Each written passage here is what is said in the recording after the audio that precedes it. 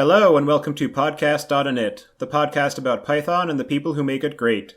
You can subscribe to our show on iTunes, Stitcher, TuneIn Radio, or add our RSS feed to your podcatcher of choice. You can also follow us on Twitter or Google+, and please give us feedback. You can leave us a review on iTunes so that other people can find the show, send us a tweet, send us an email, send us a message on Google+, or leave a comment on our show notes. I would like to thank everyone who has donated to the show. Your contributions help us make the show sustainable. For details on how to support the show, you can visit our site at pythonpodcast.com. This episode is also sponsored by Zato, microservices, ESB, SOA, REST, API, and cloud integrations in Python. Visit zato.io to learn more about how to integrate smarter in the modern world. I would also like to thank Hired, a job marketplace for developers, for sponsoring this episode of Podcast.init. Use the link hired.com/podcastinit to double your signing bonus. We'd also like to put out the call for any Pythonistas out there who may have disabilities. If you are blind, if you need some other kind of special adaptation to program in Python, we would love to talk to you. We think that would be a really interesting window into the awesome diversity in the Python community. And so please get in touch with us at hosts@podcastinit.com. Yeah, we would love to have a show so that other people can find out about your stories. And we're recording today on December 7th, 2015. Your hosts as usual are Tobias, Macey, and Patti. And today we are interviewing some of the editors of the PEP process. So, Barry, could you please introduce yourself? Okay, I'm Barry Warsaw, and I've been involved in Python for a long time, over 20 years. I currently work for Canonical, and they're the makers of Ubuntu Linux.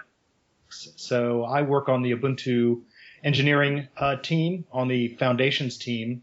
And so I do a lot of foundational work in Ubuntu and in Debian on trying to make the Python stack, keep it healthy and improving as we go along.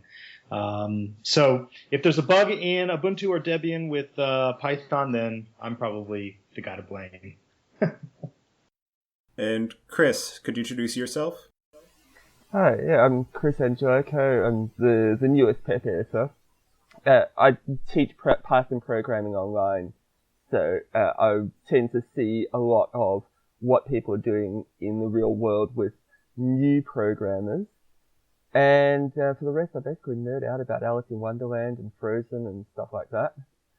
So yeah, I love editing PEPs because basically playing with words and text files is my life. I live on GitHub, pretty much.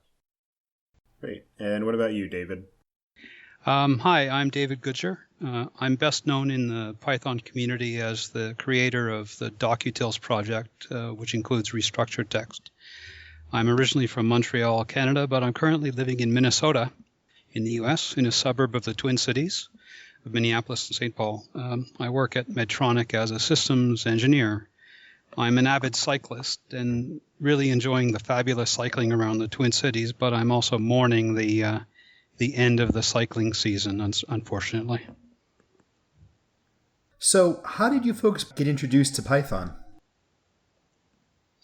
So let's see. And the interesting thing is in early 1994, I saw CompLang Python, the news group, the Usenet news group, actually get created. And, I've always been interested in languages and technology. So I checked it out, and I got bored pretty quickly because there was very little language stuff and a lot of Monty Python jokes, which, I love Monty Python. I'm a huge fan, but I didn't quite understand why there would be Monty Python skits and jokes in a CompLang news group. So I sort of lost interest until later in 1994. I got hired by the Corporation for National Research Initiatives, CNRI.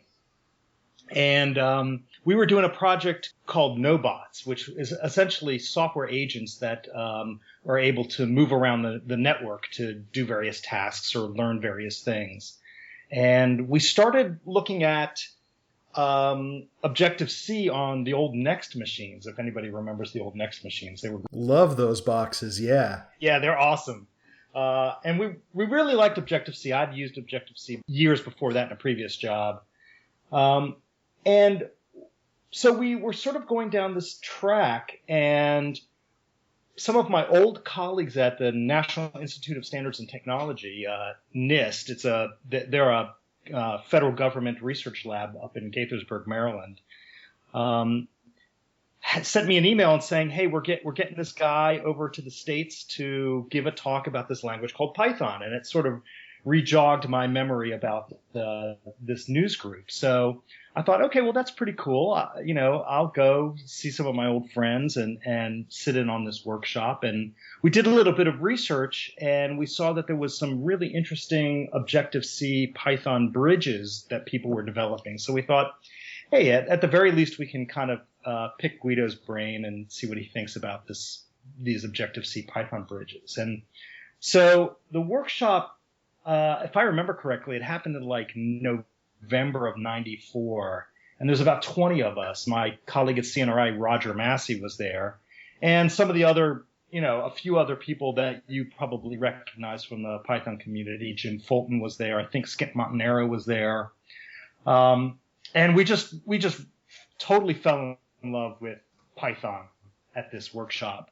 The one thing I remember we designed at the time were doc strings. I don't know if anybody remembers Python before doc strings, but that was one of the features that I remember having been developed at this workshop. So it was about 3 days. We really enjoyed it.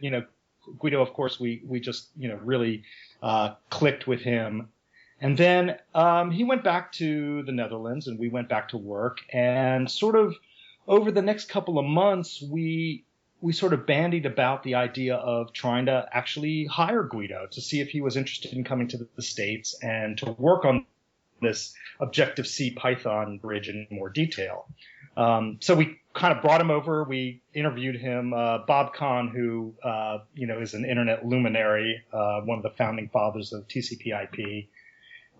He runs CNRI, and he really liked Guido, and so Guido kind of was ready to come to the U.S. at the time, and it just sort of all worked out. And I think he came over in April of 1995, and we sort of over the next 8 years moved all the Python infrastructure to the U.S., mailing lists, and we upgraded from CVS, I think at the time, to Subversion. So we just sort of pulled all the Python infrastructure, and I got really involved because Guido was, in the cube next to me within throwing distance. That's kind of how I got involved in Python in the early days. That's a very interesting story and a great peek at some of the early history of the language, so thank you for that. Chris, how did you get introduced to it? I first met Python back sometime in the 90s, probably late 90s, on OS2. My dad knew about a lot of the things that were happening in computers, and he introduced me to this language, and I looked at it and I thought, oh, okay, what does this give me that Rex doesn't already give me? And the answer was basically nothing at the time, because I didn't need any of its features. So Python sort of got left behind, and I kept on doing things with the languages I already knew. Then about 2004, 2005, I needed a scripting language to embed in a project I was doing at work, and I turned to Python. And I spent a few months putting together the necessary embedding work that we needed for this particular project. And then I said to the Python community, I came to Python list and said, hey, we've done this, and I'm not sure whether it's going to be secure enough or not. Can people have a bit of a look at it and tell me whether they can take control of the system by providing a Python script? And I think it took about 20 minutes before someone had completely taken control of that box. All right. What about you, David? Okay, well, I guess it was in the late 90s. I was living and working in Tokyo, Japan. I was working at a small company, and I was using Perl intensively for a couple of years, and that almost burned me out. And then I first learned about Python there, and I moved back to Canada in '98. Picked up a book. I think it was the original Python book from O'Reilly. I taught myself the language. I loved its expressiveness, how it's closest to executable pseudocode. I learned about doc strings and searched for a tool to extract doc strings a la literate programming, and that eventually turned into restructured text and docutils, which Georg Brandl incorporated into the popular Sphinx tool that uses it. And along the way, I got involved in the Python community and eventually ran a couple of Python conferences, the two that happened in Chicago, and various other things like being a PEP editor. Very interesting. I thank you all for that. So for anybody who isn't familiar with them, can you explain what a PEP is and how they influence the Python language? So a PEP is an acronym for Python Enhancement Proposal, and it's really the way that the Python language, and more than the language, the community and the way Python is developed, that is the central place where where all these things evolve. So, for example, when new features are to be proposed for the language, we write a PEP, which describes how this feature will work, what the backwards compatibility issues might be, the design of the feature, how it might interact with other features. It'll have a discussion about alternatives that maybe were discussed and rejected, and it'll usually have links to implementation, example implementations that people can play with before the PEP is accepted. So it's really, the main thing is for language development for new features, but there are a few other types of PEPs involved, and I guess we can talk about those later. Yeah, I think one of the reasons for this beginning of the PEPs, Barry was there right at the beginning. This is David speaking. I came in a little bit later, but I think one of the reasons for it was to capture requirements and capture ideas so that people didn't have to keep on talking about them over and over and over again on the mailing list, because that's what was happening, right? Somebody would introduce a feature and everyone would sort of back behind their own screens would groan and say, oh, not this again. So PEPs came around to write all that stuff down and say, hey, okay, you want to add that? Okay, go and write it. We'll add it to the repository. It'll be up on the web. And from now on, whenever anybody wants to propose it, we can just say, oh, yeah, that's PEP number, that's PEP number X. Go see that. And they can either they can look at it and say, oh, it's already done, it's already been rejected, or they could pick it up and run with it and maybe finally get it implemented, some option. But it would save people time and stop people from having to, reinvent the wheel every single time and redo the discussion every single time. And as soon as anyone says that this is going to be a wonderful, wonderful thing, instead of having 50 people saying, but what about this, but what about this, but what about backward compatibility, all those sections will be there in the PEP. Yeah, I think we were really trying to solve a couple of problems. Email is the primary way that people discuss new features, for example, and there's lots of mailing lists to do that on. And mailing lists are great for those kinds of discussions, but they're really terrible for capturing what the current state of the design is, because you have to go, people reply and the subjects, the threads don't always match up, and the subject headers sometimes ramble. And so, it's really difficult to go through, an email thread that may have 1,000 or at least several hundred emails on it and figure out, okay, well, so what have we decided right now? And that was especially true of Guido, who was really being pulled in, I think, a lot of directions. And he had a really difficult time sort of following the discussion. Okay, so we've talked about this and we've talked about that, but what did we decide? And so the PEPs, and I actually found the original email message where I announced the PEP process. It was on July 13th, 2000 to Python Dev.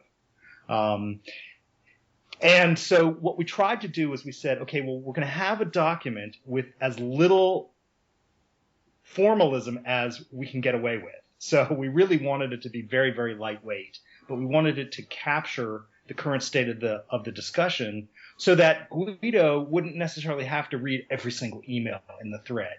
He could go to the PEP and he could read the PEP and he could understand what the design was proposing, and then he could give his feedback on that, give a thumbs up or a thumbs down once he was ready to pronounce on it.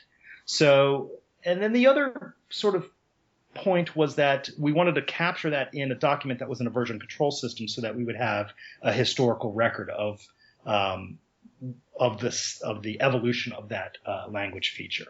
And so that's really what the PEP process was about. Now, the other interesting thing was that we were all working for CNRI at the time, and CNRI was running the IETF, which is the sort of internet standards body.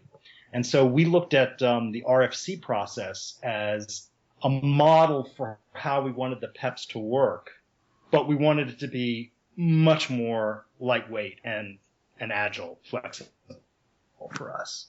So the other thing is that I tend to come up with these backronyms. So I actually, like many other things, I came up with the word PEP first, and then I retrofitted the acronym into it. But it seems to work. It's caught on, and interestingly enough, I've seen sort of the same idea adopted in a lot of other communities. Like Debian has DEPs, for Debian Enhancement Proposals. So. Yeah, I remember the first one I think I heard about was GLEPS or something. I think it was Gentoo Linux. I think that's right. Yeah. Yeah. So Barry, would you say that we are the PEP squad? Yes, we certainly are very peppy. Do you all have a bit of pep in your step? Yes. Every step has PEP. And so, taking that a little further, what are the requirements for a PEP to be considered for approval, and what does the overall process look like to get it finalized? Well, I can take this one, I guess. So for it to be considered for approval, for it to be considered at all, it has to basically fit the template. And we've got two PEPs. I think they're PEP 9 and 12, I think, are the templates. And so people can just take those and fill in the blanks, basically. And it's very simple. It just has to have some minimal requirements, and you send it into the PEP mailing list, peps@python.org, and it comes to us. Oh, and by the way, anybody listening to this, please don't try to subscribe to peps@python.org. We'll just reject it. And I'm the one who always gets to do that, so please don't do that. So you just send in the PEP, and if it fits, if it works, if it makes sense at all, we'll give it a PEP number. And then the real work begins. Then you've got to convince the community. If you haven't already been trying, you put it up on the mailing list and you try to convince everybody and try to build consensus.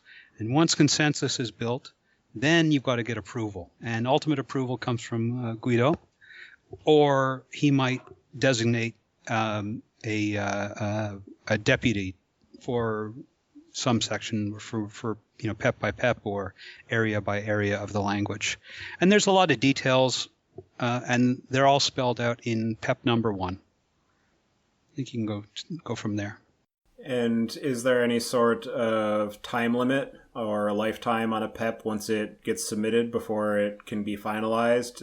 Is there some sort of minimum time frame for comments or any maximum lifetime within which a PEP can be approved? No, not really. I'm sure there are PEPs that are out there that are still, awaiting final decision that are years, if not a decade old, and there are some that go through, right away. It depends on what kind of momentum you have behind it. Mm-hmm. So that's one part of the RFC process that you decided not to emulate. That's right. That's right. And actually, some PEPs, they kind of languish for a very long time. It's a bit of a gauntlet to get your PEP approved. So it's definitely not for the faint at heart. The Python community can be, I would say they really care deeply about, new features. So, some things just the time isn't right, and they'll just sit around until, somebody else gets really fired up about it, and we'll bring it out of retirement or whatever, and resurrect it, and have maybe even sort of a new perspective on a particular feature, and that might be just what it needs to make it over the hump. Well, how long did matrix multiplication hang around before it finally got implemented? The idea of the new operator, that's been around for a good while. Yeah, that's a lot. That's an old one. Well, some PEPs need a champion, right, who had to push it through, and other PEPs just need the momentum to build the community. It needs like the collective mind of the community to be changed and directed in the right direction. That sometimes it takes time, sometimes it happens very quickly. That's really interesting, specifically with regard to, some PEPs tend to hang around for a while and some PEPs kind of go through more quickly. When you said that, I thought about a number of years ago when I was more in tune with the Java community, how they said there was a really serious problem with the Java community equivalent of a PEP, the JSR, or at least that used to be the case. I'm not sure what they use these days. They had a real problem with, significant numbers of JSRs going essentially moribund and just kind of hanging around forever, years and years, never making progress, and like a really significant number of them, not like a mix. It was like, for a long time, people sort of started kind of, sniggering at the JSR process behind its back, saying that nothing ever happened there. So it's interesting that this model really seems to be working in the Python community.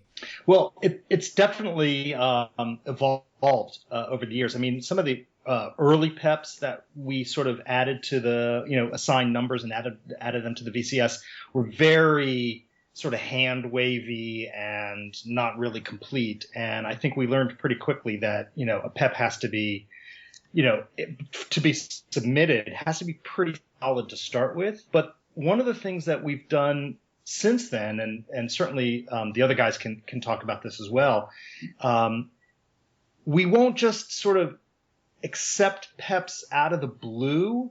I mean, I think that doesn't quite work as well. So a few years ago, there was a new mailing list called Python Ideas, right? So we have Python Dev, which is where sort of the focus of Python development occurs. But Python Ideas is the crazy, pie in the sky sort of, hey, wouldn't it be cool if we added braces and semicolons, kind of thing.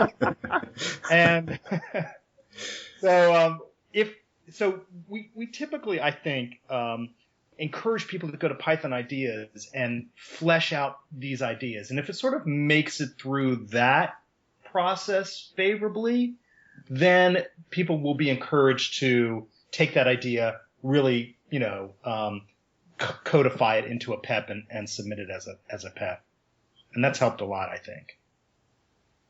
You're essentially dovetailing into what my next question was going to be, so I'll just throw it out there and we can continue this discussion. How has the PEP process evolved to meet challenges posed by changes in the Python community? And it sounds like this is the perfect sort of lead-in to what you guys were saying. Go ahead, Tobias. I was just going to say that this whole process of PEPs and also seeing which ones get accepted or rejected or sit nascent for a long time would be an interesting area of anthropological research to see sort of what overall trends are happening in the language community and the broader programming community as a whole, just to sort of mine that information both for PEPs and also possibly other analogous processes in other communities.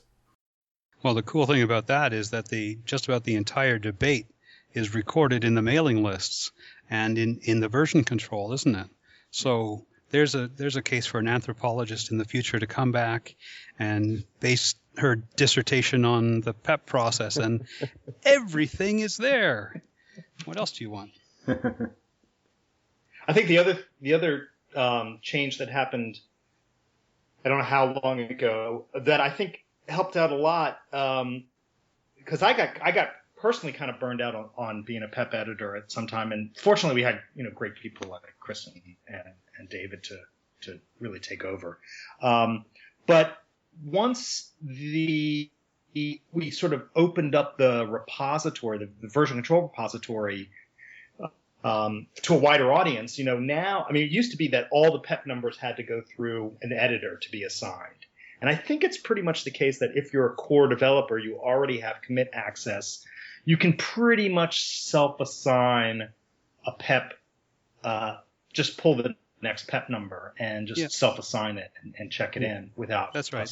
That's a decision we made some years ago because there was just too much noise going on. Too many people that we already trusted. I mean, they were already vetted by getting the commit bit for our version control system for the core code, and if they were okay to write there, then no problem writing to the PEP repository. So yeah, just go and get the next number and do it yourself. Yeah. And I can't remember an instance where I remember one or two cases where we might have had to reassign a number just because either we were reserving that number for some silly reason or there might have been a collision or something like that. But it's very rare that I think we have to go in and make a change to something that someone has committed for themselves. And that raises a question for me anyway. Just curious what sort of tooling you have in place in the PEP repository for assigning those numbers, or if it's just a text document that happens to hold the last assigned number, or what sort of processes you might have in place for that. No, we just do a file listing. We just update our local copy and do a listing and say, oh, well, the last number is X, so you get X plus 1. That's it. And then the index is automatically built. I wouldn't want to build that manually. Yeah, that's right. That's a great help. Yeah, we started out, writing PEP 0 manually, and that clearly didn't scale. So I don't remember who wrote the script to generate PEP 0, but I don't know. Do either of you remember who wrote it? I'm sure we can find out. I think it was. What's his name? I don't know.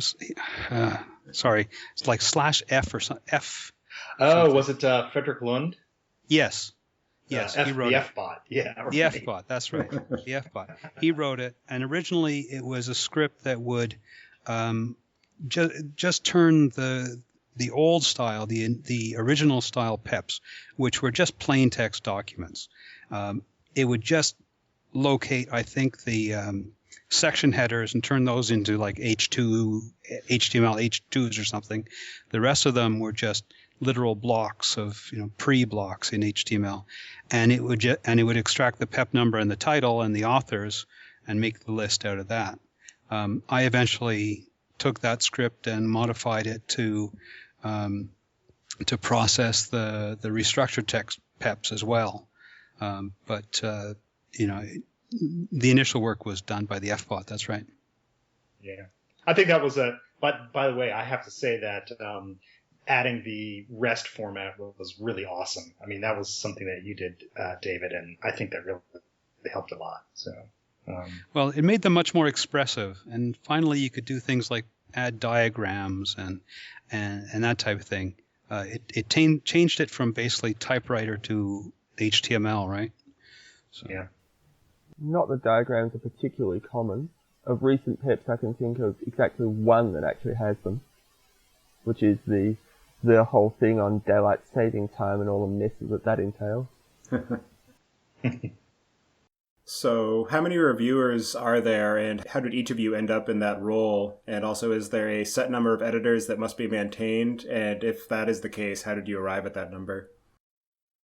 No, there's no set number. I think there's probably about 9 of us on the mailing list, and maybe half of those are active. I'm not very active myself. All I do personally is handle moderation on the mailing list itself. That's pretty much all I'm doing. And I think the number of PEP editors we need is at least one active. Yes, I think that's right. As long as we have one active PEP editor, then we're good. And if we don't, then eventually somebody will notice and say, "Hey, we need a new PEP editor," and then we'll drag in a new editor. Which is how I got involved. Yeah. You were press ganged into it. Yes. Guido says, "Hey, we need more PEP editors," and I go, "Oh, well, maybe I could." He goes, "Yep, right, you're in, done, grab, door slam." I saw you raise your hand. So what mistakes have other communities made when creating similar processes, and how has PEP learned from those mistakes? So the reason I ask that is because of exactly, I already kind of referred to this earlier, the horribly broken JSR process of a number of years ago. I didn't know if you folks had seen some of those missteps and said, well, we're not going to do that. But it sounds like you kind of, it was a case of simultaneous evolution. You guys came up with your own ways of handling things that have been obviously been quite functional and successful. So that's good news in and of itself. I think it's the case of the classic lazy programmers, right? You do the minimum possible that can work, and that's basically what it is. It's a little bit more than the minimum, but not a whole heck of a lot more. I think you're right, absolutely. I mean, and any changes that we've made, because if you look at like PEP 1, you'll see that there's been a few steps and some, over the years added, as some headers added and a few things like that. And that's really all just organically done. I mean, I think someone will say, well, the PEP process doesn't handle informational PEPs or process PEPs. So let's allow for a new PEP type that will describe the process for releases or something like that. So it's very organic, and I think we've settled in a really nice place where we get done what we need to get done without really a lot of overhead and burden. So. Yeah, indeed. I mean, the PEPs we started out with two types, right? Standards track PEPs. Those are the real meat that's most of the PEPs. Those are the ones that describe a new feature or implementation, some standard that we're going to implement, probably.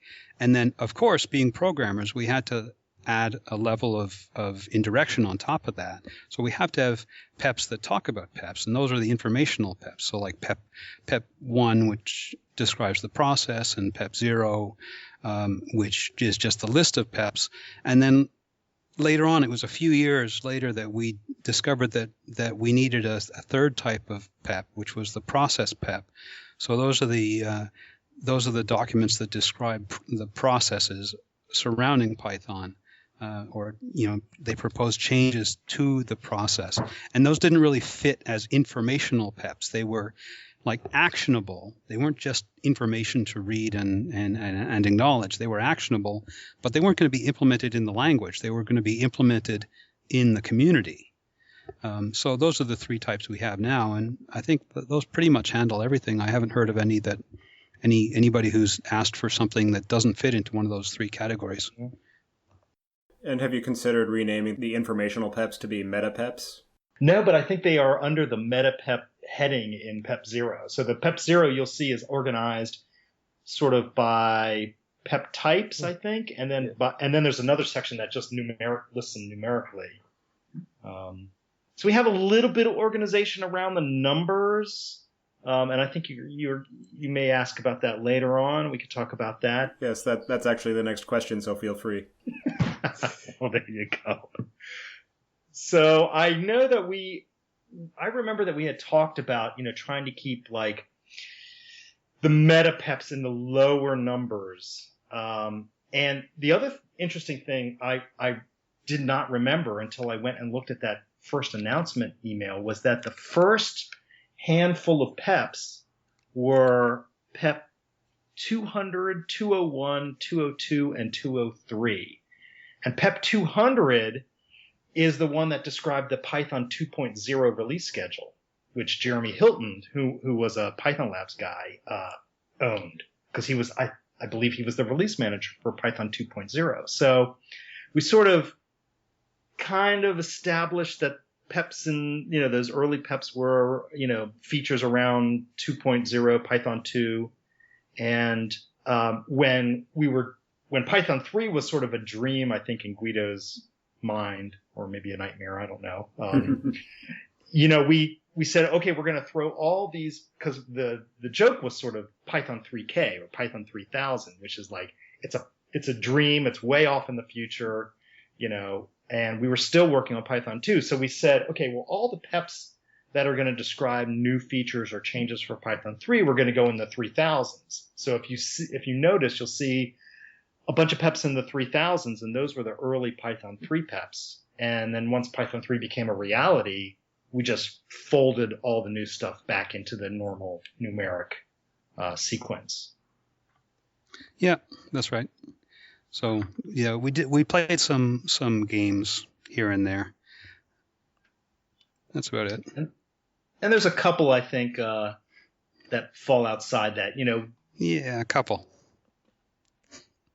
Like there's PEP 401, for example, right, where the numbers had a small significance.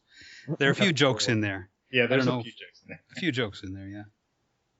I just realized that the PEP 160 is the Python 1.6 release schedule as well. So right. I think it was the idea to sort of match. So 160 would be 1.6, 200 would be 2.0, but by the time you got to like 2.1, you're already way past PEP 210 in terms of standards track. So we couldn't keep on doing that. So that sort of went out the window. Yeah. But then for Python 3, which was Py 3K, so we went, let's just go to 3000. That'll be fine. And that was way off in the distance. So there's a huge jump between, I think the highest is probably in the 400s or 500s right now, and then the next one is in 3000. How does the PEP process maintain its sense of humor, for example, PEP 20, while being sure to be taken seriously where it really counts? Well, look, the language is named after a British comedy troupe, so there's got to be some humor in there somewhere. I mean, I remember in the early days, I had gotten this really awesome 2-volume set of the I think it's called Monty Python All the Scripts or something like that.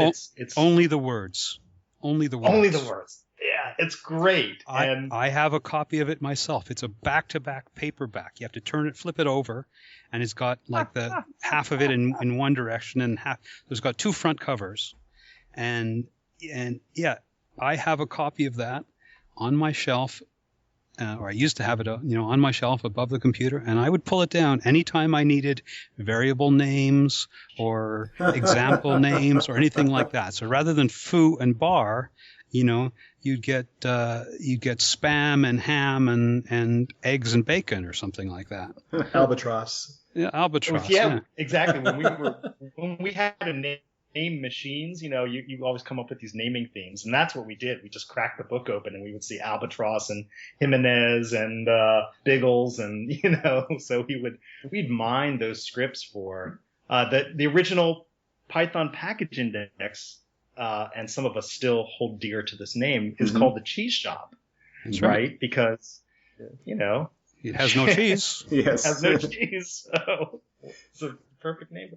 So, what was a really discouraging moment for me was when I was organizing the PyCon, and I asked the assembled, 1,000 Pythonistas there, how many of them understood the Monty Python jokes that we were talking about? And fewer than half, maybe like only 20% put up their hands. It's like, come on, guys, you got to know this stuff. This is integral to the culture and the community. But fewer and fewer people know about it now. The good news, though, is today they've released it all on YouTube, free and clear, or at least a significant chunk of it. So the bottom line is now you can say, here, have YouTube links, go watch this. It's required education. Oh, you should absolutely watch every single episode and movie because they're all brilliant.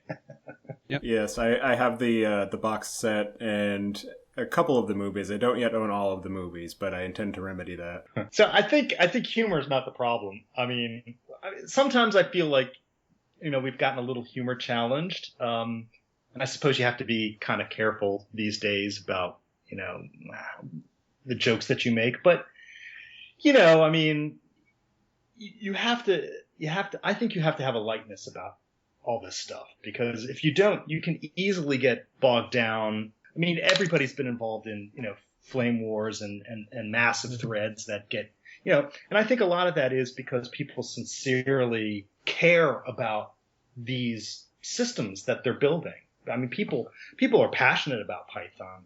We all love it very much. So you can get serious, but you got to keep that lightness. Otherwise it just gets overwhelming, so. Definitely. So along the lines of humorous PEPs, can you share the story of PEP 401, which you have alluded to previously? I guess I should take this one. Yes, you should. Okay, so here's the story for PEP 401. So it turns out, I think in 2009, I don't remember where the Python conference was in 2009. Maybe one of you remember, but 2009 was Chicago. Chicago. Okay, so you probably were the organizer for that. That's right.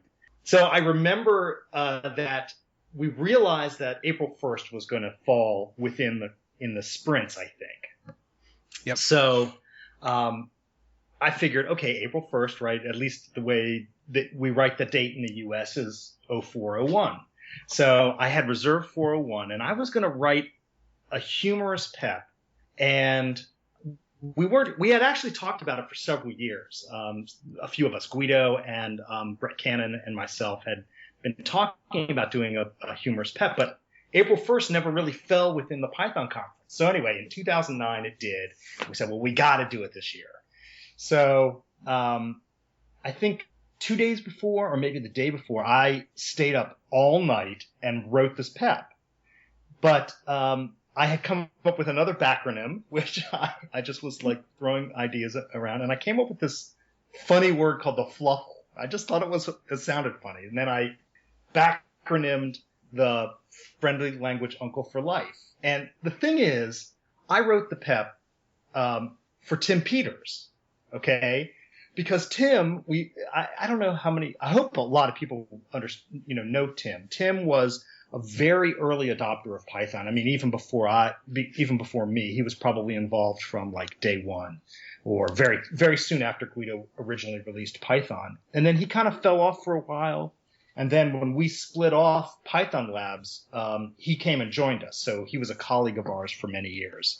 And I think he's kind of, he crops up every now and then in some of the discussions. But anyway, Tim is a great guy, very, very smart, really understands, he channels Guido very well. And so he was this real figure in the Python community. But everybody called him Uncle Tim for who knows what reason. We just, he's just a lovable, huggable guy, right? Well, so he's our curmudgeonly uncle, right? Yes, exactly. So I wrote the PEP with Tim as the fluffle. And I sent it off to Guido and Brett, and I said, it was probably like 4 a.m. It took me a while. And I said, well, what do you think? Is this completely stupid, or is it funny? Is it appropriate? I heard nothing back. So like all the next day, nothing. And I started getting a little pissed. Like, hey, I worked on this thing, and I think we should go for it. And, they were like, nothing. So then on April 1st, they released it, but they had, just like in the Monty Python script, they had scratched out Tim Peters' name and wrote my name in instead. They scratched out Tim Peters and wrote Barry Warsaw in crayon. Exactly. So, and I didn't know until people started coming up to me at the conference and calling me the fluffle, and I was like, oh no, you didn't. You didn't do it. So. That's the story. It became a meta prank, didn't it? They turned it around and aimed it right back at the prankster.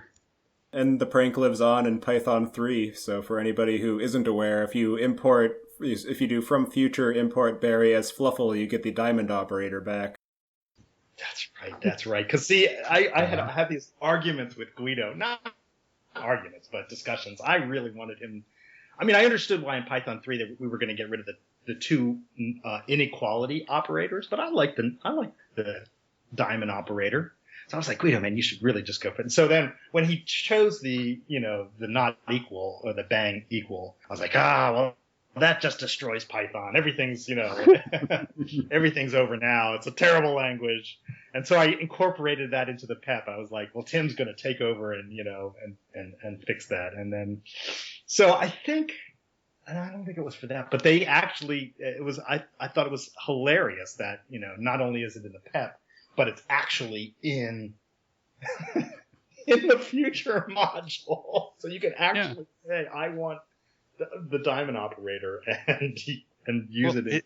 It's not just in the future module. It's built into the language interpreter, isn't it? It is. The future module is just a thin layer on top of, it's just a way to get something out of the language itself. Yeah, I think it actually changes the parser. Yeah. And as we found out recently, this makes a great test for programs that abuse future import, because suddenly they want to import everything except Barry's Fluffle. We had this discussion on which list was it? I can't remember. I think it might have been Python list. Maybe Python Dev. Yeah, Python Dev, I think. Mm-hmm. So there's your PEP 401 story. All right. Well, thank you very much for that. Indeed. Yeah. And there are a couple of other interesting PEPs, like there's PEP 666, for example. There's a few in there. Yeah, 404 I think is one of my favorites. PEP not found? Yeah, it's that's the unreleased schedule. Yeah. Yes, the Python 2.8 unreleased schedule. That's great. So, how does the PEP process strive to prevent an undesirable level of control by any one company or other special interest group? Anyone can write a PEP. Yeah, anyone can write a PEP, and it has to be agreed to by the community and ultimately Guido or his deputy. So anybody can write one, but good luck getting it passed if we don't like it. It's really interesting, and that dovetails into the next question, but I just want to say your responses to all of these kinds of questions are brilliant. They are a prime example of why sort of Python is the kind of community that it is. And it's sort of like, well, we don't have to do any of that stuff because it all just sort of works. Everyone just sort of plays nice and there's no issues. I mean, there have been, speaking in terms of other language communities, there have been instances where there are these bitter turf wars between these major companies that want to influence a language in one way or another. And it's wonderful that in Python's case that these things just don't happen for all the reasons you mentioned.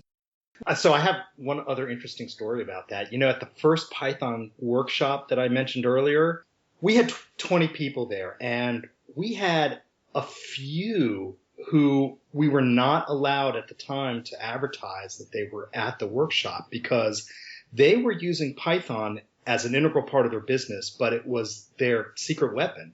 So they didn't want their competitors to know that they were using Python. Right. If their competitors found out about it, then exactly. So it's always been community-driven.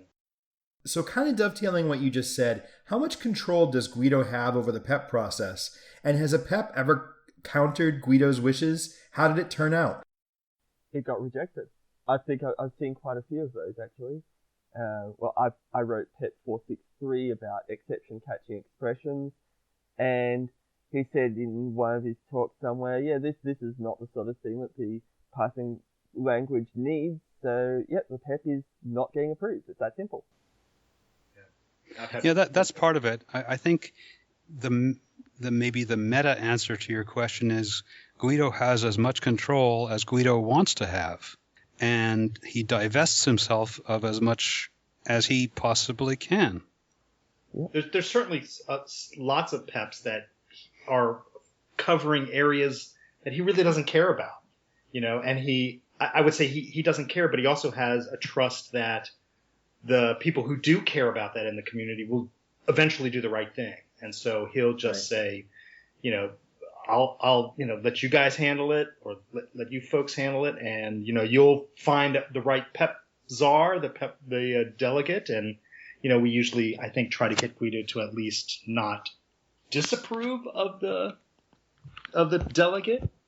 But, if he cares enough about a particular thing, he's going to chime in and have a say. And, I think one thing that's actually pretty good is that for the most part, if Guido says this is not a feature for Python, that is enough to shut down the discussion, which I think is really important to also not continue to discuss things that really aren't going to have any chance of being added to Python. Right.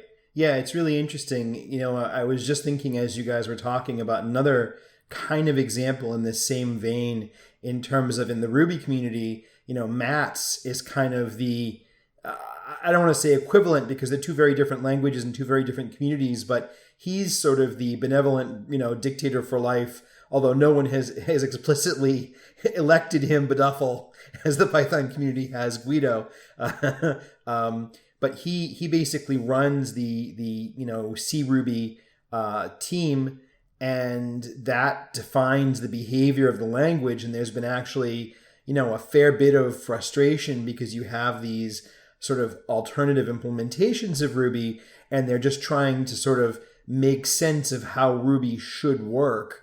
And there's been quite a lot of back and forth around what are the behaviors of the language? How will they change? It just feels like Guido, as part of, the benevolent aspect of his role, has done a really good job in sort of, yes, the buck stops there. He is the ultimate decider, but he also makes it really easy, it seems to me, for people to work with him and to have, alternate Python implementations that behave well and are relatively compatible.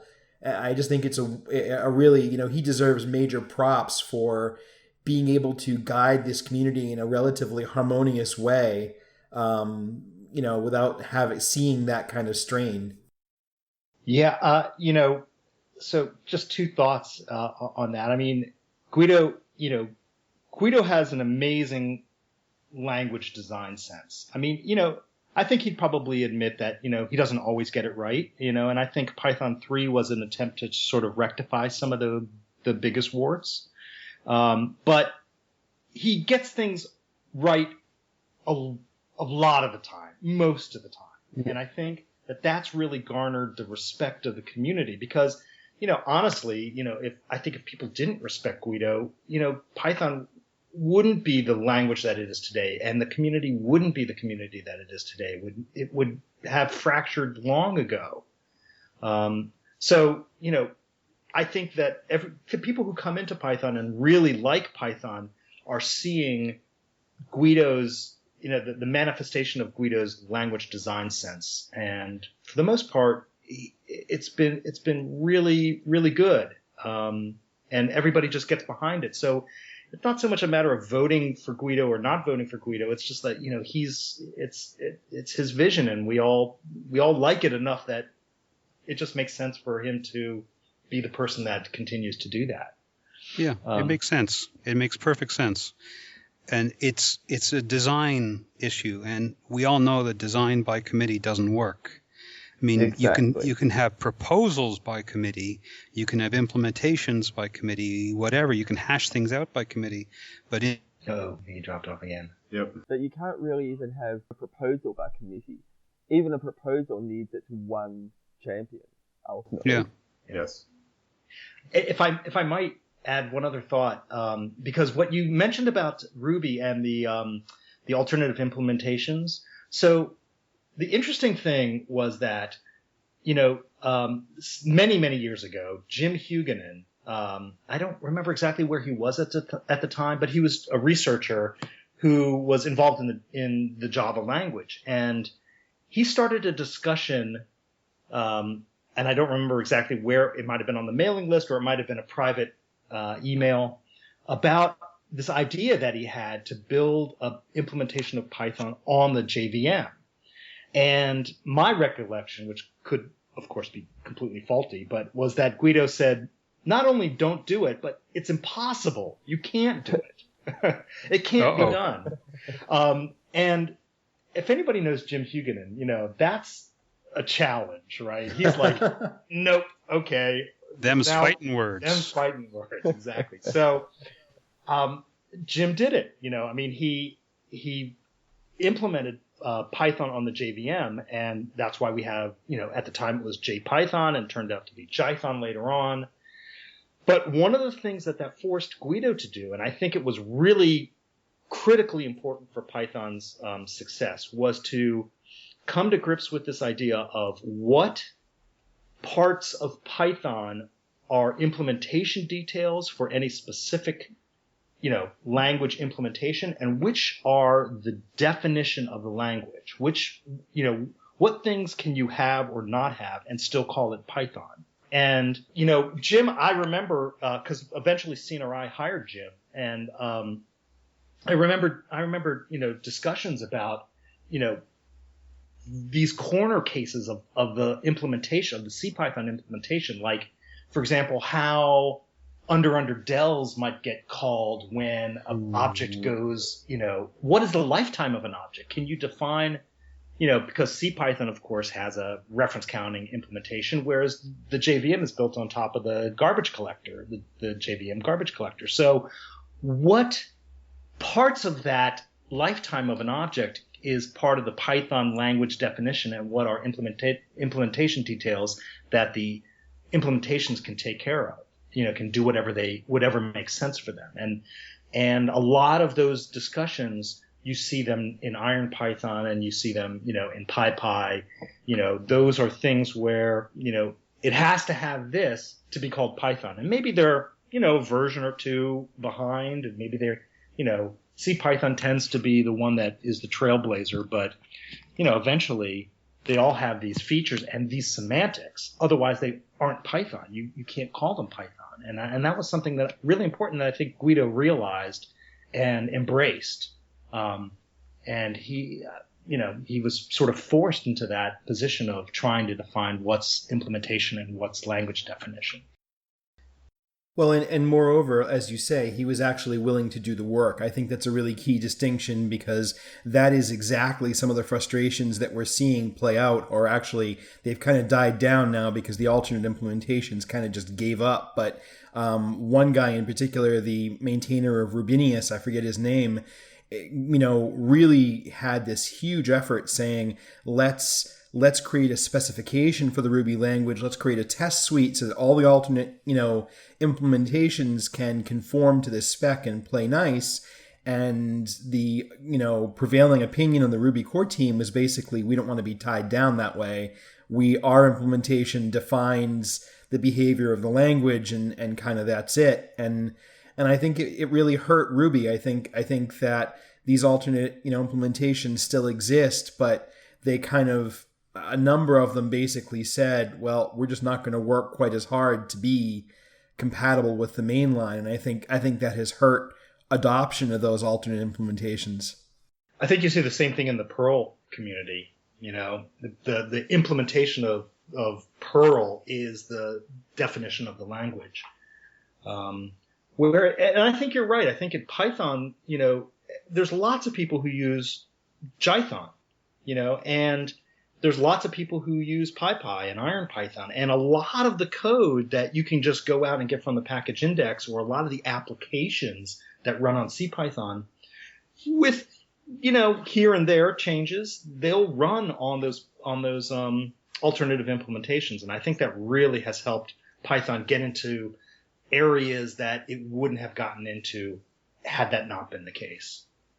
Yeah, it's like what was always said about Java, right? Write once, run anywhere. It never seemed to work there, but it works in Python, doesn't it? It does. So, redirecting the conversation a bit, I suppose. Thank you all for that great conversation about Python and its implementations and histories. So what is your favorite PEP and why? We'll go in the order we went before. So Barry, why don't you take it first? Well, I think my favorite PEP is PEP 20. I mean, you got to go for that one, right? That's the one that Tim, once again, Tim Peters channeled Guido so well, and codified that, and it was just the kind of thing where he wrote it and everybody was like, yeah, someday maybe I'll tell you about the funny story about import this and PEP 20, but anyway, I really like PEP 20 quite a bit. Well, I do know that the import this module is actually, if you go and look at the source, the text is actually rote 13 and quote coded, and there's a rote 13 decoder built into the interpreter to be able to print import this. So yeah. Yes. And the Python devs do not want anybody tampering with that, no matter how many neat features you might want to add to it. I know, because I asked about one. Well, it's actually PEP 20 because, if I remember correctly, there's actually 19 Zen. But Zen cones and aphorisms, yeah. Exactly. But Tim, I think in his original email, said that there's sort of this slot for the 20th one, but it's undefined, and it will always remain undefined. So that's why it became PEP 20. It's left for future expansion. Now, if you might indulge me for just a minute, I'll tell you about import this. Absolutely. Please do. I don't remember which workshop. I tend to think it was one of the before they were called PyCons. But we were looking for a slogan for the T-shirt, and so this was when we were Python Lab. So we were a small group, five of us, I think. And so we put out a call and we said, hey, if you have an idea for, a slogan, send it to us, and then we'll, go through them and pick the one we like, and then maybe have a vote on it or something like that. And so we really didn't think we were going to get that many, and we got hundreds and hundreds of submissions, and most of them were really bad. I mean, really bad. So, as sort of a team, I'm sure Guido probably checked out like right away. He was like, I want nothing to do with this, and eventually it kind of fell to Tim and myself to cull through all these submissions to try to pick the one that we were going to go with. And Tim, of course, had the brilliant idea that we were just going to do a bisection. So Tim would take the list and he'd cut out half of them and send the list to me, and I'd cut out half of the remaining, and figuring if we did that enough, we'd end up with the one that won. So we went through this process, and we ended up with one that said something like, let's we study Python programming. It didn't make any sense. It was, submitted probably by a non-English speaker, but we just really enjoyed it. It was just so enthusiastic and funny. So was that in the days of Can I Has Cheeseburger, maybe? No, I think it was before that, actually. And one of the ones that didn't make the cut was import this. For whatever reason, it didn't. And we ended up with one which wasn't either one of those two, that once we finished the bisection, we just didn't like. It wasn't very good. So Tim and I went through a couple of those last few, and we latched onto import this, and we said, that's great. I think at the time, Michael Jackson, we just had these images of Michael Jackson, dancing and grabbing his crotch and saying, import this, So whatever it was, it was really funny and we liked it. And we thought, what we can do is we can actually make it a module. And if I remember correctly, it was like right before Python 2.1 or 2.2 was released.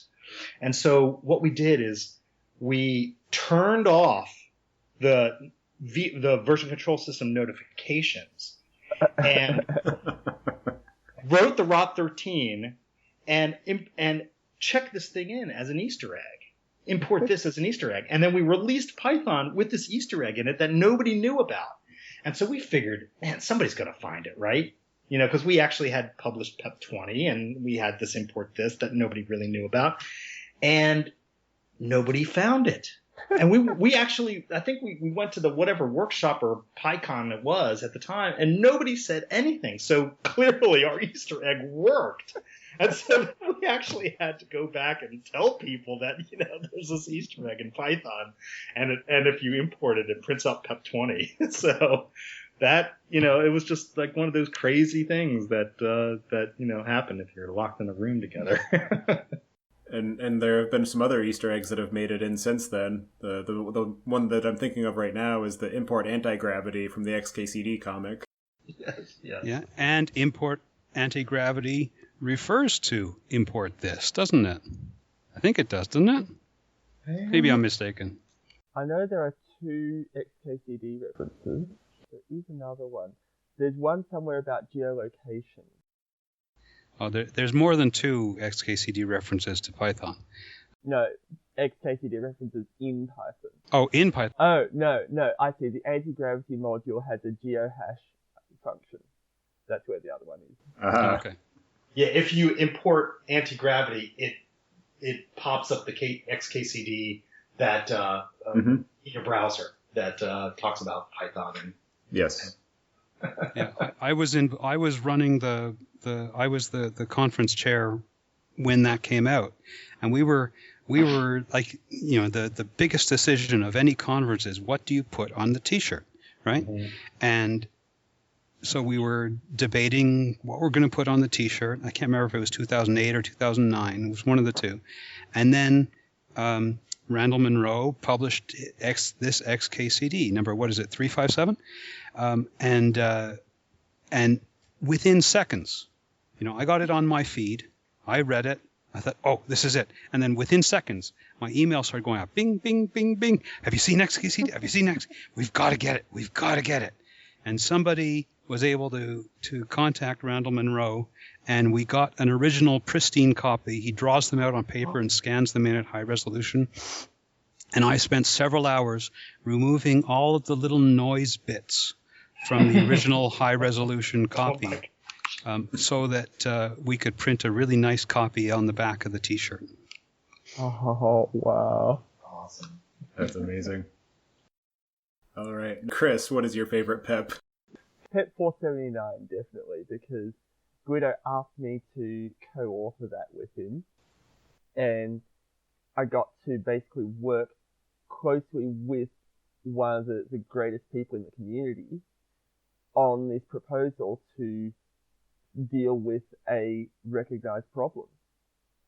And it was after that I was invited to become a PEP, or not specifically invited, but it was opened up. We need more PEP editors, and I put my hand up, and Guido said, yeah, I was hoping you'd volunteer. So it was pretty much invited to become a PEP editor. And PEP 479 is? It's changing the handling of stop iteration inside generators. So if a generator would leak a stop iteration exception, it becomes a runtime error instead. Yeah, I remember that one. I think I probably had to fix something in Debian that might have had some package. I don't even remember which one. Well, until you're shipping Python 3.7, it's not mandatory. Right. All right. David, what's your favorite PEP? Well, I guess I could say that it's PEP 257 docstring conventions, which is where I've got co-authorship with Guido, and basically all I did is rip the docstring convention section of an essay that he'd written and made it into a PEP. But I've got to go with PEP 20 also. The Zen of Python. That's the best thing out there. That's something that, what other programming language has the philosophy of the design of the language built into the language as an Easter egg? It's just genius. And something that's bothered me for a long time, and I've actually done some talks at local user groups about this, is that people misconstrue what the Zen of Python is all about. It's not the Zen, it's not the rules, it's not the Zen of writing code in Python. It is the philosophy behind the design of Python. It's a very subtle but important distinction. That's an excellent point. And I've had confirmation of that right from the horse's mouth. I wrote to Tim, and he replied, which is getting rarer and rarer, I think, these days. But it's true. So it's the Zen of Python, the design of Python, the language, and not how you're supposed to write code in Python. Because, come on, how many of our programs have namespaces implemented in the program itself, apart from the ones that we inherit from Python, you know? Mm-hmm. Mm-hmm. So yeah, and it's often misquoted. I can't even count the number of times I've heard people say, refer to Python and saying, "Oh, there's only one way to do things," and that's not at all the spirit that was intended. Every time I hear that, I cringe. Yeah, and just for clarification to everyone listening, what it says is there should be one obvious way to do things. And as a parenthetical remark, I don't remember if it's specifically in the Zen of Python, but the parenthetical remark is that there may be many, many ways to do things, but there should be at least one obvious way of doing it. Yeah, it's written, there should be one, and preferably only one, obvious way to do it. Yes. Yeah, although that way may not be obvious at first, unless you're Dutch. Yes. And if you look carefully at the text, you'll notice that they're M dashes, double dashes used to separate it out as syntax. And if you look at the poem, the double dashes are done in 3 different ways. And that is entirely intentional. I did not know that. Thank you for that. Yeah. It's really a shame that there's no humor in the Python community. Yeah. Okay. And so, taking a slightly different direction, what, in your opinion, has been the most important or far-reaching PEP, whether it was approved or not? Let's go in reverse order. Okay. Oh, you're going to put me on the hook this time. Oh, I don't know. I don't even follow these things anymore, to tell you the truth. The most important, most far-reaching. In your opinion or in your experience, and again, whether it was approved or not, so it could be just something that introduced an important idea that fostered some conversation within the community. Well, being forced into the first slot, I get to take the easy answer, and I get to answer, hey, it's PEP 20. It's the PEP that encoded the philosophy behind the design of the language. So anybody steps out of line, all you have to do is point them at PEP 20 and say, go read this. Read it over and over and over again until you understand it, until you understand why we're not going to add braces to the language, or why we're not going to do this or that, because it's not beautiful, it's not simple, it's not flat, it's not sparse, it's not readable, whatever the case may be. That, I think, is the most important part of the language. It's the philosophy behind it, and PEP 20 writes that all down. It's all there. That's Chris. My answer, and I'm sticking to it. Thank you. Chris, what about you? I'm going to pick a slightly odd choice here. I had to go look up the number, but it's PEP 466, where network security enhancements for Python 2.7 get permitted, because it's a strange pairing of backward compatibility with security improvements in a Python version that represents the promise of Python dev of stability. This is not, okay, well, you're going to have to change your code because Python 3.5 is changing something. This is, your code should keep running, but we're going to make it more secure. That one had a lot of debate around it, and people saying things like, well, what if we just bite the bullet and release a Python 2.8 and various other options around it. But I think this is the right way of doing things. It's a case of practicality beating purity, isn't it? All right, so I've just tied back in with PEP 20. There you go. Everything does. All roads lead to PEP 20. Yeah. PEP 8 leads to PEP 20 as well. Yes. Well, PEP 8 was going to be my choice. Yeah, I agree. That definitely is a very far-reaching and important one, because I think between PEP 8 and PEP 20, they beautifully encapsulate what it means to be a Pythonista. Yeah, it's interesting because, I have very mixed feelings about PEP 8 as well, because I think in similar ways to PEP 20, people take it the wrong way. Yes. They misinterpret what PEP 8 is trying to say. So what is PEP 8 again? PEP 8 is the style guide for Python code. But the important thing that people forget is that it's the style guide for Python code that goes in the standard library.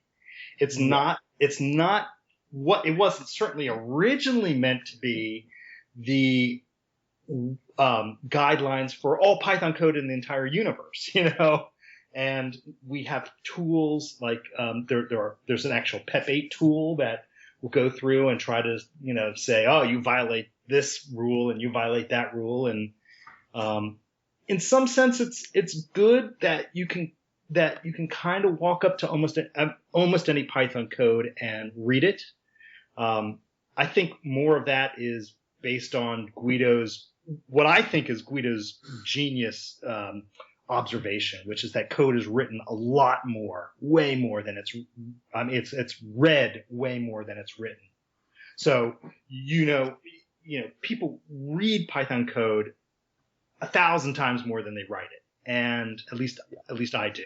And so to make Python readable, and to design a language that is meant to be readable is great. Now, of course, there's a lot of differences in, how, the style of Python should be written.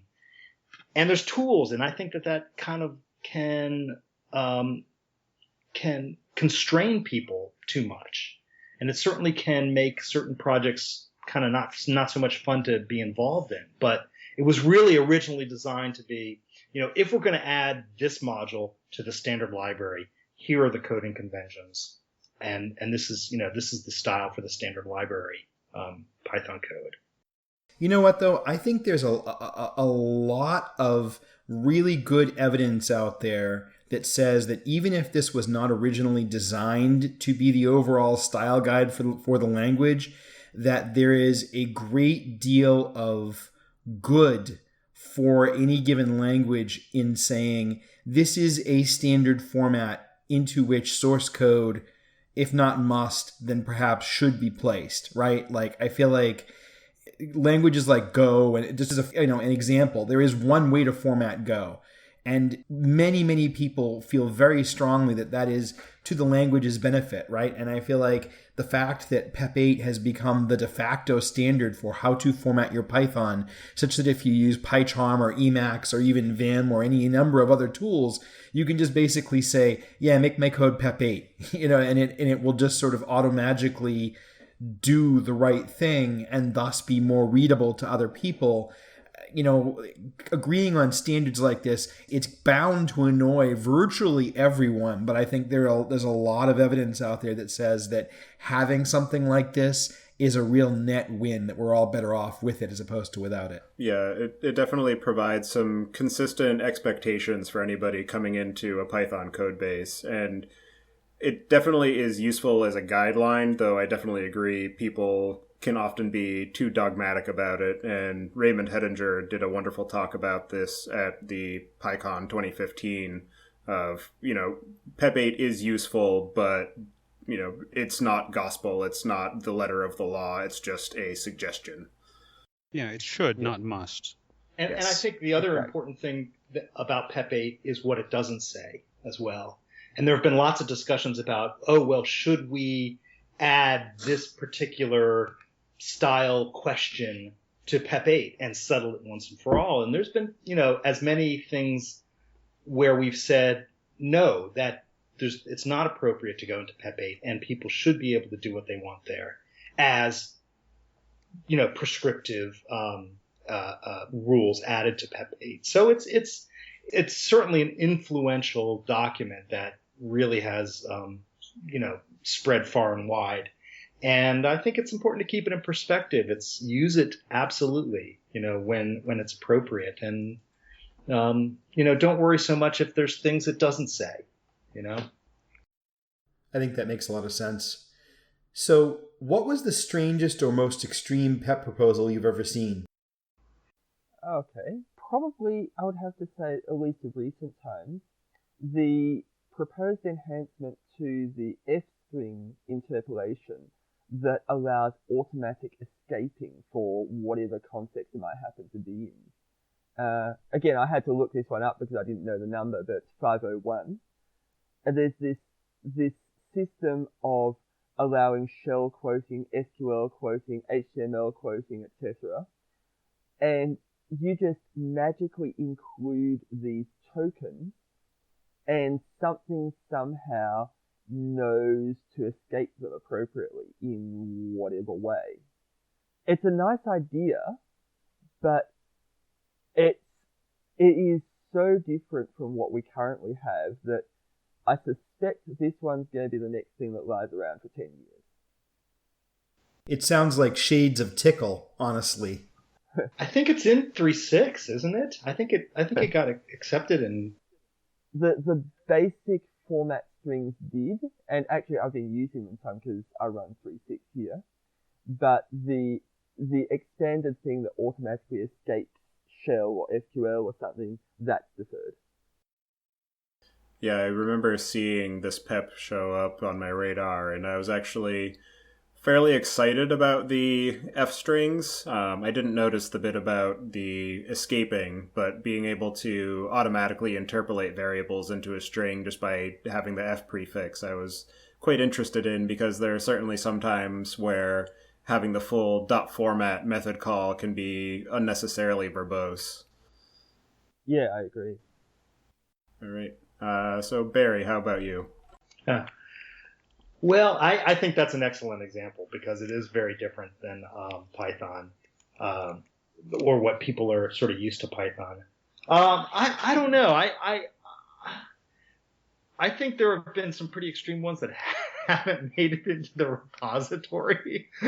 So, but I think some of the ones that I think are out of the ordinary, but could be just as influential, are some of the recent PEPs about changing the workflow. I'm thinking PEP, they're in the 500s, 501 maybe, and 507, something like that.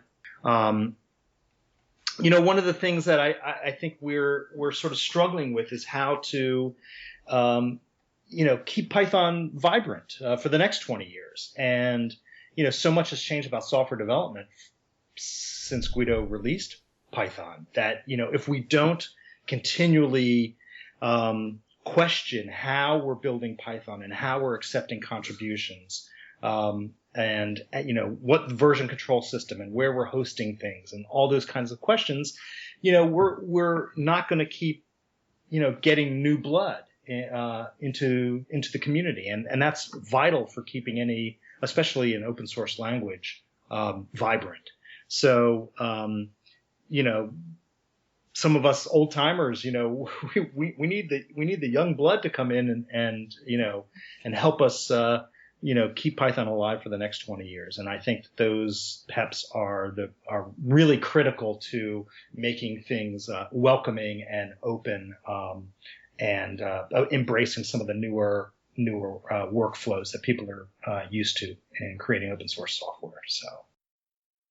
Yeah, and I think that that's one of the great things about Python and its community is that as a whole, we're all very pragmatic and open to accepting that, the way that we're doing things now isn't necessarily how they should always be done far into the future, and that in order to maintain viable, we do need to make sure that we remain welcoming and that we continue to accept new ideas and incorporate them into the language so that we can continue to use this wonderful language for, throughout our careers and the careers of those to come.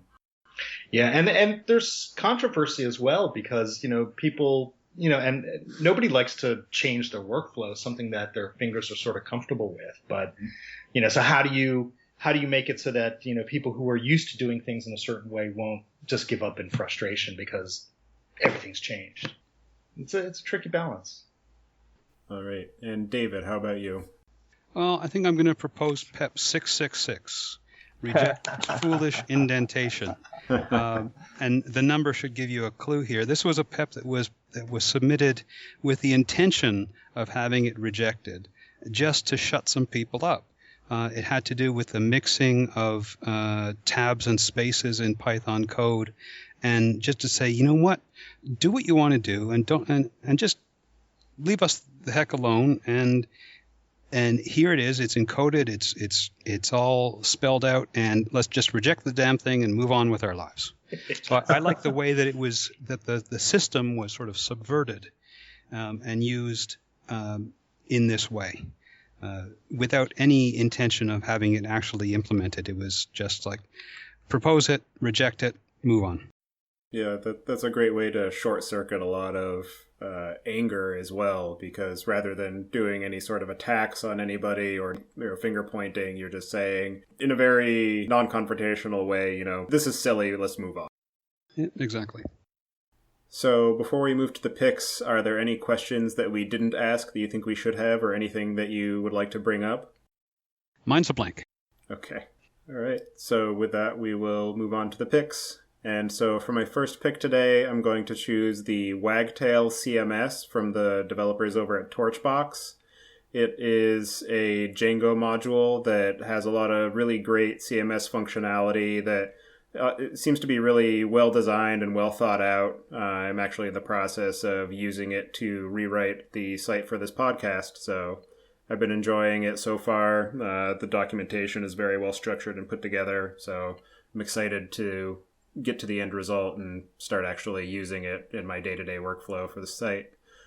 For my next pick, I'm going to choose the Disney Pixar movie Inside Out. I just watched it recently with my kids, and it's just a really well-done movie, great storyline, really interesting treatment of a lot of psychological principles and personification of our emotions. So I highly recommend it. It's got something in it for everybody.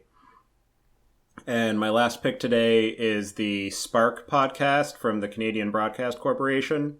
It is a podcast that does a really good job of sort of doing a reality check, particularly for all of us working in technology, and just taking a step back to see what kinds of effects all of our rapid innovation is having on us, socially, politically, ecologically, and seeing, extrapolating into the future what kinds of effects these different technologies will have going forward. So it's very thought-provoking, very well put together, excellent production quality, so I highly recommend everybody listen to it. And with that, I will pass it to you, Chris. Very cool. I just wanted to quickly second Inside Out.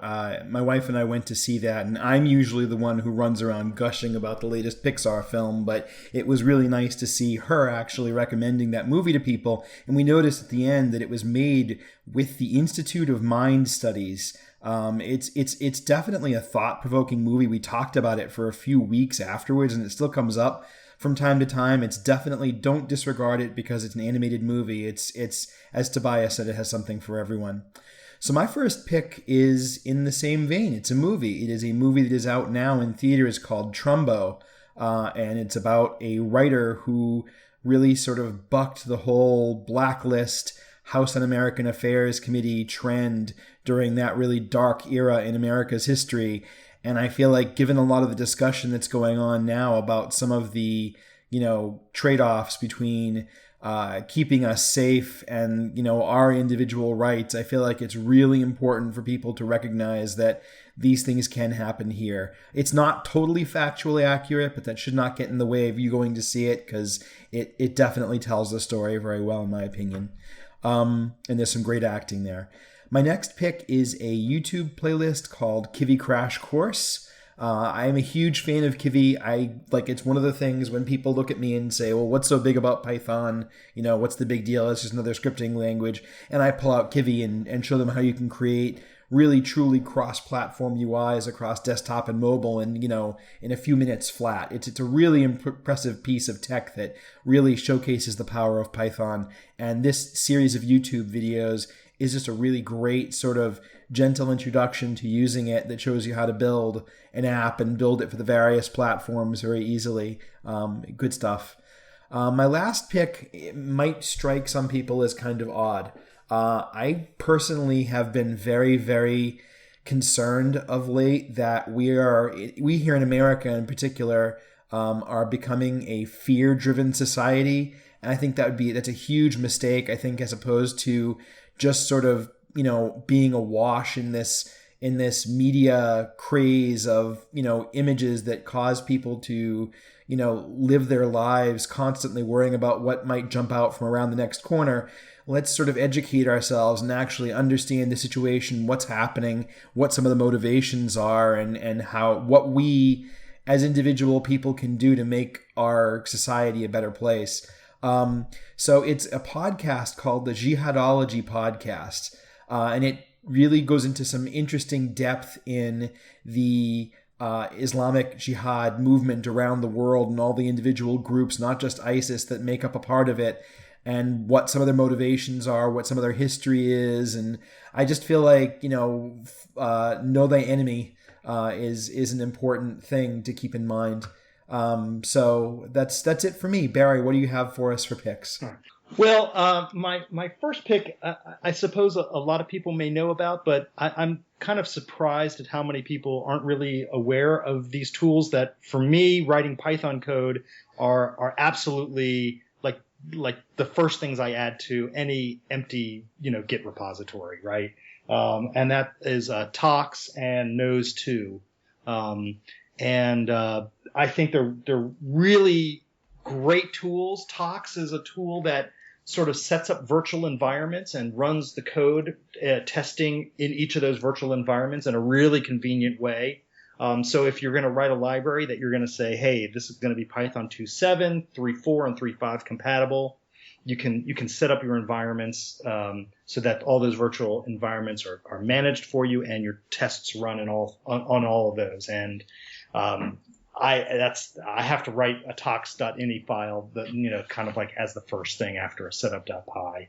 And I'll put up, and the plug for Nose2 is really, for me, there's lots of different test runners. I like Nose2 because I really like the plugin system, and I use that to have a really rich both doc test and unit test environment. So, and then I'll just put in another plug for, hey, port to Python 3. You should be doing this. This is really, you will love Python 3. So, my second pick is the show Jessica Jones, which is on Netflix. You can binge watch it, and I've been binge watching it. I'm not quite done with the first season, but I've really, really enjoyed it. It's been quite entertaining. It's sort of it's in the Marvel world of superheroes, and I think the acting is excellent, and there's this sort of darker, more introspective side to the plot and to the characters that you don't always see in a superhero based movie or TV show, and I'm really enjoying that. And the main actress was Jesse Pinkman's girlfriend in Breaking Bad, and you'll see a cameo by a Doctor Who in there as well. So it's really quite a fun time. And my last pick is something that my brother-in-law actually loaned me, and I've been listening to these and just devouring them in the car. It's a 5 sort of series set where each series has 20 CDs, and it's called The Joy of Science. It's basically an audio lecture. And each lecture is about 20 minutes, 25 minutes, so easily consumable. It's taught by Professor Robert Hazen, Hazen, from George Mason University. And it takes you through the very basics of science, like the scientific method. And then they talk about, everything from the discovery of electrons and electromagnetism and thermodynamics and then the different models of the atom, the Rutherford model of the atom, and then the Bohr model of the atom, which is closer to observable phenomenon, and all the way up through special and general relativity and quantum mechanics and chemistry, and the lectures just build in such a way that I think they really, I've always been into those kinds of topics. But there's been a lot that I've learned as well about, what is chemistry? How do the different phases of matter manifest themselves in our everyday lives? So I've really enjoyed this CD set, and I highly recommend it for anybody who's into that kind of thing. So just real quick, we just watched the first episode of Jessica Jones, and it is awesome sauce. We really like it a lot. And with regards to the joy of science, I just want to make a note that you are the second guest that we've had in recent times to pick one of the great courses. Because when I just looked up the URL for that, I saw that it was part of that series. And we just had a guest just a couple of episodes ago pick the ancient history course in the great courses. So obviously there's some really amazing stuff there. So Chris, what about you? What do you have for picks? Oh, I have a favorite place that I point people to anytime they're confused about Git, which is the Git man page generator. It uses Markov chaining to generate some remarkably plausible man pages for Git subcommands. I strongly recommend at least browsing it for a little while. When you think you understand everything, there's proof that you don't. Yeah, I've taken a look at that, and it's definitely quite humorous. Oh, yeah. And my second pick is dailymtg.com, where you get articles about Magic the Gathering. The design articles by Mark Rosewater actually tie in very well with good design in software as well. He's talking about game design of something that is easily as complicated as a full-size Python project. And it's great to read a slightly different look at design. Oh, and I'd also like to second the recommendation for Inside Out. It's awesome. David, what do you have? Okay, well, I'll third the Inside Out. I just saw it for the first time on Saturday, and it was really good. No spoilers. No spoilers. No, it's very good. But as for my picks, okay, I'm sure that a subset, if not the entire set of my picks, has been on here before, and I'm ashamed to say that I haven't listened to every single one of your episodes. I have listened to many of them, but not every single one. Okay, my first one is a documentary called Tim's Vermeer. It's a mind-blowing documentary about an inventor named Tim Jennison. He's the man behind the video toaster and Lightwave 3D. And it's about his obsession with the paintings of the 17th century Dutch artist Johannes Vermeer. So Tim Jennison, he noticed things about these paintings that, along with his expertise in video and graphics, computer graphics, sort of caused an itch in his mind, and he set out to scratch the itch. He set out to replicate the process by which Vermeer may have created his incredibly photorealistic paintings, hundreds of years before photography was invented. And when I first saw what he came up with, the very crude initial version, my jaw just dropped to the floor. And so this is a documentary narrated by Penn Jillette and directed by Teller of Penn and Teller fame. So that's my first pick. My second pick is a novel called Ready Player One. It's a science fiction novel by Ernest Cline that incorporates a plethora of references to 1980s pop culture, especially video games.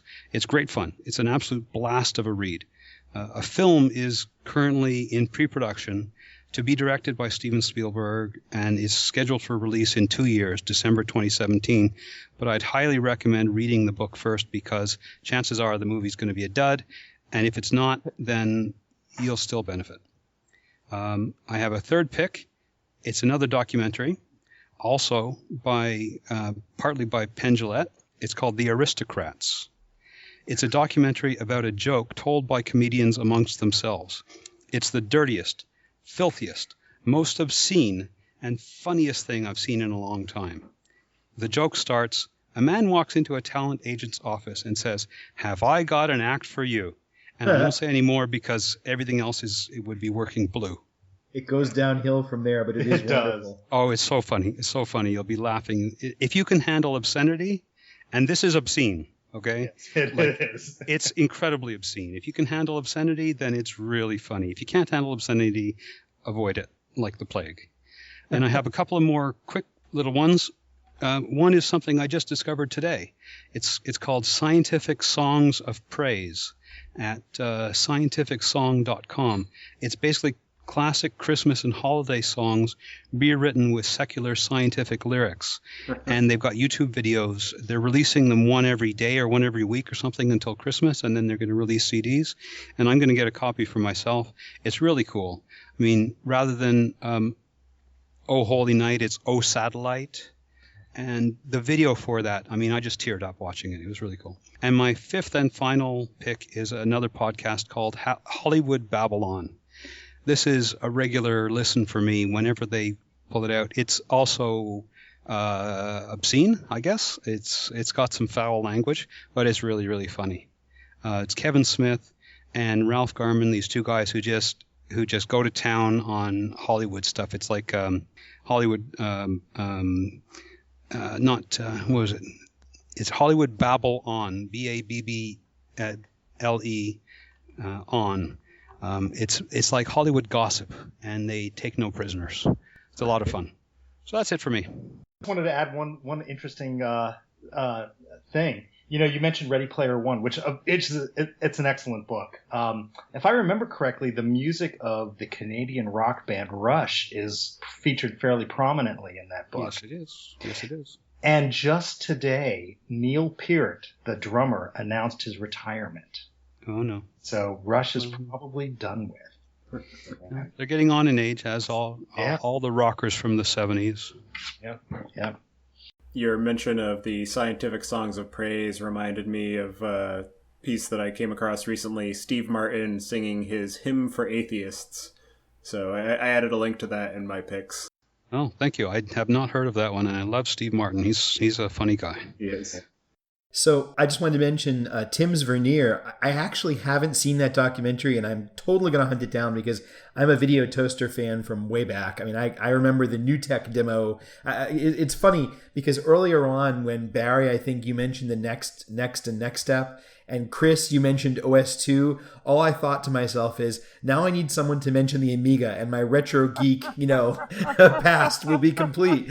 And David, you came really close. You didn't mention it explicitly by name, but you mentioned, Tim, the inventor of the Video Toaster, which it was a coprocessor card that ran on the Amiga platform. So we're going to call it a trifecta and deem it a win.